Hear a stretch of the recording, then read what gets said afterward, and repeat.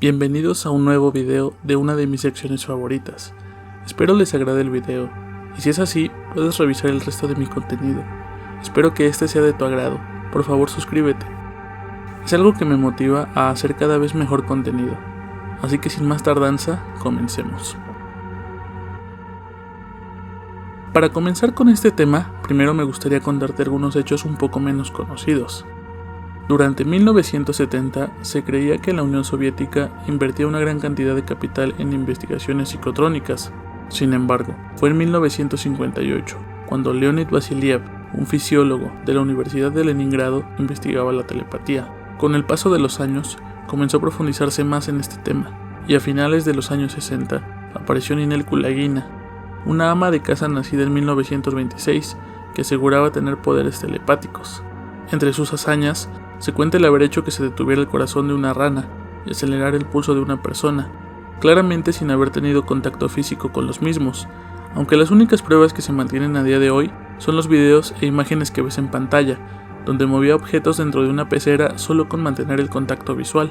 Sin embargo, aunque los científicos estudiaban las habilidades de Kulagina, lo hacían de forma intermitente, ya que les parecía algo que necesitaban explicar en vez de aprovecharlo, y aunque alcanzó una mediana notoriedad, fue en 2006 cuando se entrevistó al neurobiólogo Alexei M. Ivanitsky, uno de los científicos que analizó las habilidades de Ninel, y contó por primera vez que hallaron hilos de nylon con pequeños nudos en la bata de Kulagina, mismos que podían ser utilizados para mover los objetos sin que nadie lo notara, aunque esto no explica cómo pudo detener el corazón de una rana.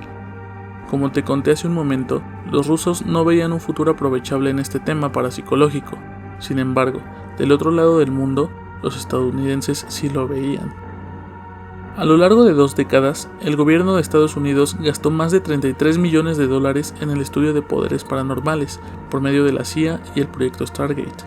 Todo llegó a su auge en 1995, cuando la entonces conocida como Agencia de Inteligencia para la Defensa de Estados Unidos desclasificó un proyecto secreto bajo el nombre clave de Stargate, proyecto que inició cuando Estados Unidos se enteró de las investigaciones de la Unión Soviética, y pensaron en aprovechar el potencial psíquico en tácticas militares. El proyecto Stargate se basó en una investigación anterior de fenómenos psíquicos llevada a cabo en la Sociedad Estadounidense de Investigación Psíquica y en el Instituto de Investigación de Stanford, y fue impulsado por una investigación psíquica similar llevada a cabo por el ejército ruso durante la Guerra Fría.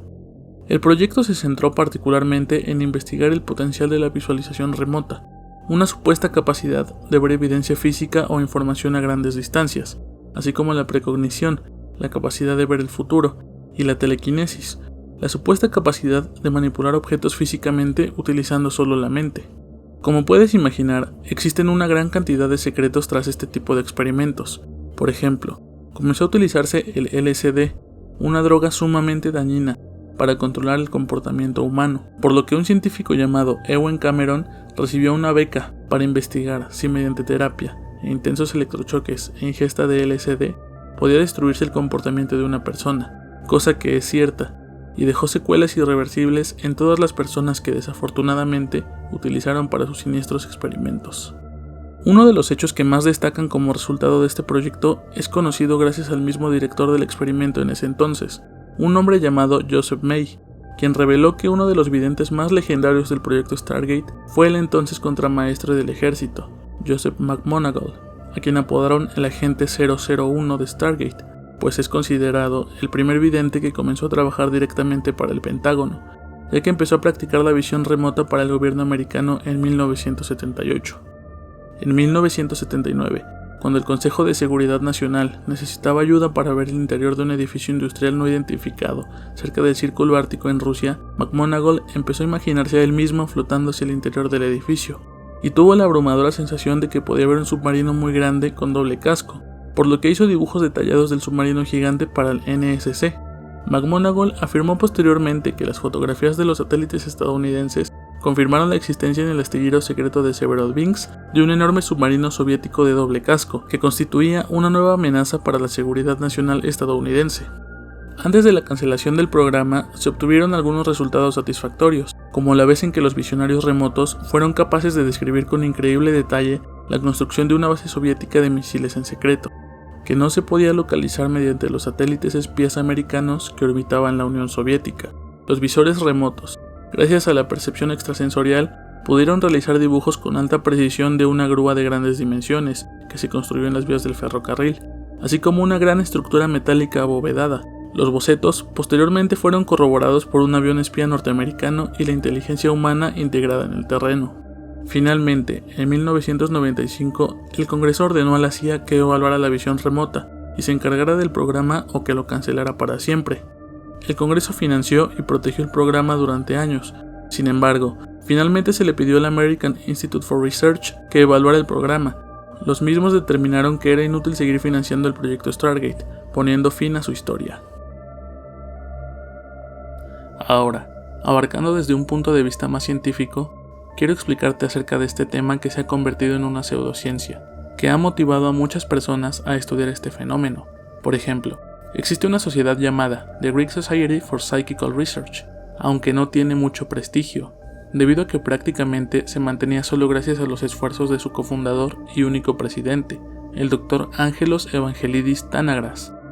Fue un médico griego que desde temprana edad mostró interés por el fenómeno paranormal, y cuando tenía 30 años soñó que su madre caía gravemente enferma. Desgraciadamente, y según él mismo relató, años después su sueño se cumplió, tal y como lo recordaba, y posteriormente su madre finalmente falleció, por lo que él creía que su sueño de alguna forma inició un proceso mental que acabó con la muerte de su madre. Como buen investigador, el Dr. Tanagras hizo teorías e investigaciones completas. Por ejemplo, una de sus teorías más conocidas es llamada la teoría de la psicobolia. En esta teoría, Tanagras asumió que existen formas de energía de naturaleza desconocida en el universo, que condensa energía de todos los tamaños, desde galaxias hasta el insecto más pequeño.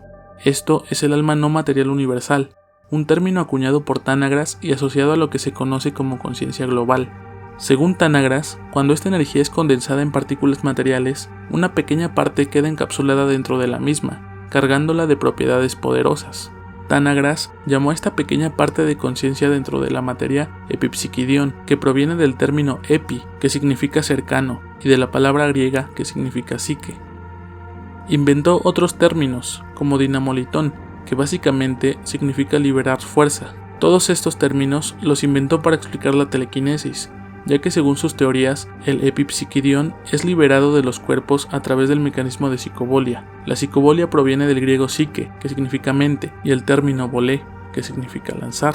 Según Tanagras, las condiciones necesarias para liberar la psicobolia son las emociones fuertes, como la admiración, la envidia y entre otras emociones que activan el sistema nervioso simpático, mismo que es responsable de todas las respuestas corporales involuntarias.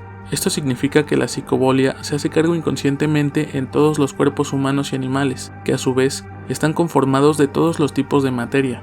Esto en forma de una especie de biorradioactividad, que es capaz de afectar objetos animados e inanimados, manifestándose como clarividencia, telequinesis, precognición, adivinación, entre otras. Aunque durante muchos años el Dr. Tanagras intentó que la GSPR se hiciera un nombre en el mundo de la ciencia, nunca pudo hacer que ésta progresara. A pesar de todo, algunas de las contribuciones de la GSPR y del Dr. Tanagras merecen un lugar en el mundo de la parapsicología, y aunque su sociedad finalmente fue disuelta en 1957, aún existe gente que cree en el fenómeno de la parapsicología y continúan con las investigaciones.